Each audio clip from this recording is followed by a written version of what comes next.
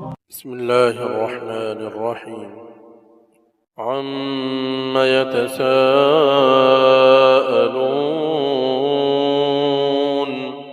عن النبأ العظيم الذي هم فيه مختلفون. كلا سيعلمون ثم كلا سيعلمون. ألم نجعل الأرض مهادا والجبال أوتادا وخلقناكم أزواجا وجعلنا نومكم سباتا وجعلنا الليل لباسا وجعلنا النهار معاشا وبنينا فوقكم سبعا شدادا وجعلنا سراجا وهاجا وأنزلنا من المعصرات ماء ثجاجا لنخرج به حبا ونباتا وجنات ألفافا إن يوم الفصل كان ميقاتا يوم ينفخ في الصور فتأتون أفواجا وفتحت السماء فكانت أبوابا وسيرت الجبال فكانت سرابا إن جهنم كانت مرصادا للطاغين مآبا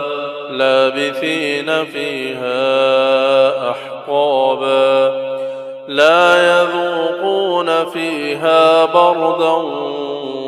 ولا شرابا لا يذوقون فيها بردا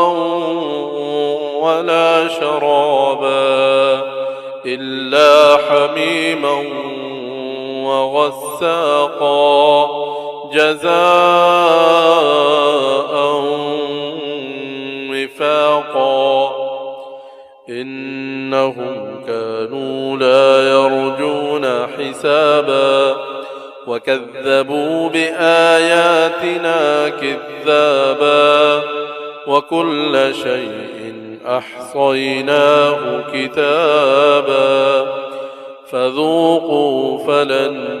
نزيدكم إلا عذابا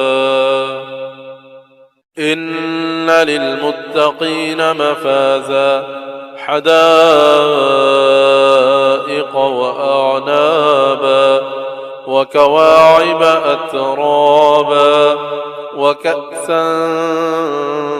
دهاقا لا يسمعون فيها لغوا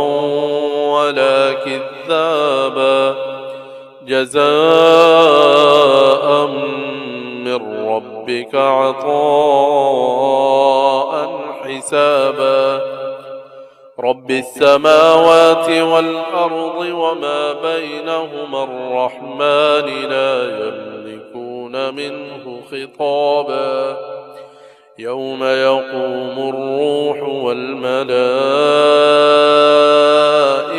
صفا لا يتكلمون إلا من أذن له الرحمن وقال صوابا ذلك اليوم الحق فمن شاء اتخذ إلى ربه مآبا إنا أنذرناكم عذابا قريبا يوم ينظر المرء ما قدمت يداه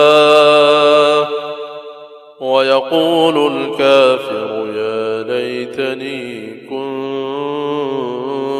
ترابا